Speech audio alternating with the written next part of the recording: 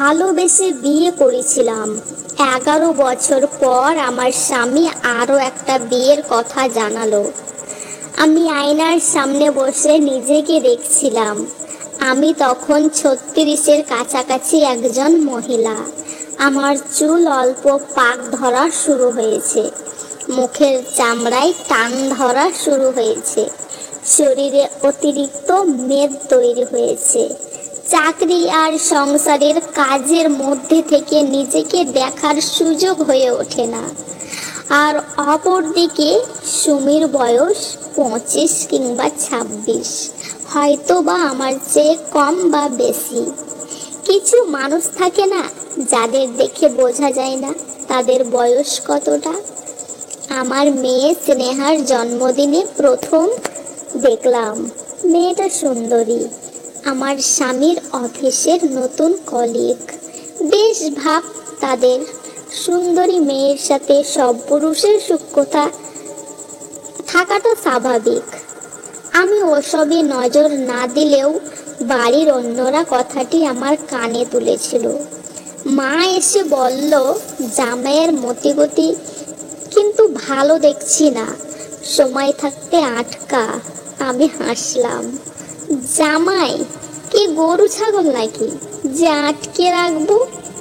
আমাদের 2 ছেলে মেয়ে, 6 বছরের ছেলে আর 3 বছরের মেয়ে। আমার স্বামীকে আমি কখনো সন্দেহ করিনি, তার উপরে রাগ দেখিয়ে কখনো বাপের বাড়ি চলে যায়নি। তার পাশে থাকতে চেয়েছি, তাকে বুঝতে চেয়েছি।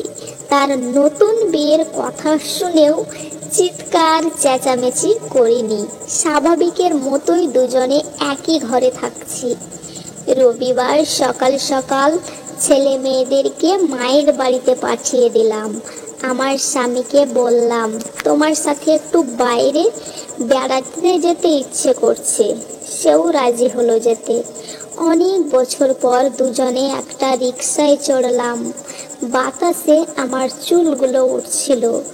আগের দিনগুলোর মতো আমার স্বামী আর আমার চুলগুলো সরিয়ে দিচ্ছে না, বা আমিও লজ্জা পাচ্ছি না, তবে ভালো লাগছিল। আমরা শহরের একটা অনাথ আশ্রমে এসেছি। আমার স্বামী আমার হাত চেপে ধরে বলল, এটা কি ঘুরতে আসার জায়গা নাকি?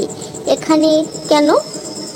আমি তার উত্তর না দিয়ে তাকে নিয়ে ভেতরে ঢুকলাম। আমার স্বামীকে বললাম, আমাদের বাচ্চাদের থাকার জন্য আজকে কি ব্যবস্থা করে যাব, নাকি অন্য কোনো দিন আসবো? তুমি কি পাগল হয়ে গেছো? ওরা কেন এখানে থাকবে? এখানে তো অনাথ বাচ্চারা থাকে। আমাদের ছেলে মেয়েরা অনাথ নাকি? কেন? তুমি আরেকটা বিয়ে করলে আমি কি বিয়ে করব না? আমি কি বাচ্চাদের নিয়ে থাকবো? আমার বিয়ে হলে আমার স্বামী কিংবা তোমার বউ নিশ্চয় ওরা আমাদের ছেলে মেয়েদের দেখবে না। তাই আগেই ব্যবস্থা করে যাওয়াই ভালো। ভেতরের পরিবেশ তো দেখলে, বাড়িতে গিয়ে জানিও। এরকম পরিবেশে আমার ছেলে মেয়েরা থাকতে পারবে না। আমি কখনোই চাই না।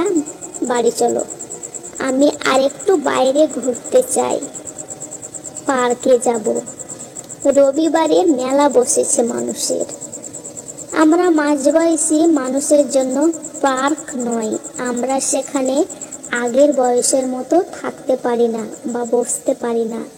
একটা খালির মতো জায়গা দেখে বসলাম। সীমা, তুমি আরেকটা বিয়ের কথা ভাবছো? আমাকে জানালে না তো? তুমি যখন জানালে তারপরই ভাবলাম। আমার বয়স তো বেশি না, সবেমাত্র 35। এখন বিয়ে করলেও এও ঠিক আছে। এরপর করলে নানান লোকে নানান কথা বলবে। তাই ভাবলাম, তুমি সত্যি চাও আমাদের ছেলে মেয়ে অনাথ আশ্রমে থাকুক?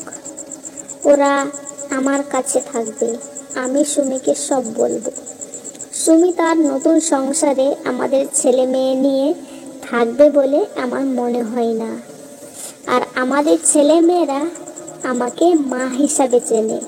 তারা অন্য কাউকে গ্রহণ করতে পারবে আমার মনে হয় না। এতে ওদের মনের ওপরে চাপ বাড়বে।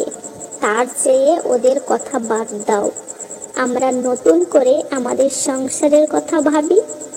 তুমি কি পাগল হয়ে গেছো? কি সব ভাবছো তুমি? ওই যে বাচ্চা মেয়েটা দেখো, ফুল বিক্রি করছে। আমাদের ছেলে মেয়েরাও একদিন ওইসবই করবে।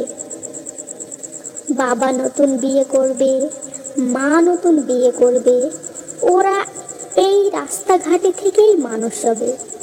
বাবা বিয়ে করে আলাদা সংসারে থাকলে মা একটা ছেলে মেয়েদের মানুষ করতে পারে, তবে এই ছেলে মেয়েদের মানসিক কষ্টটা অনেক বেশি হয়। আমি ওইসব করতে পারবো না। তুমি তো মা, মায়েরা তো সব ত্যাগ করে। কেন বাবারা করতে পারে না? আমার স্বামী সেদিনকে চুপ করেছিল। আমি তাকে আর একটা প্রশ্ন করি, শুধু বলেছিলাম সময় নাও, আমাকে জানাও। তারপর তারপর বিয়ের 30 বছর পার হলো, আমার স্বামী আর দ্বিতীয় বিয়ের কথা বলেনি।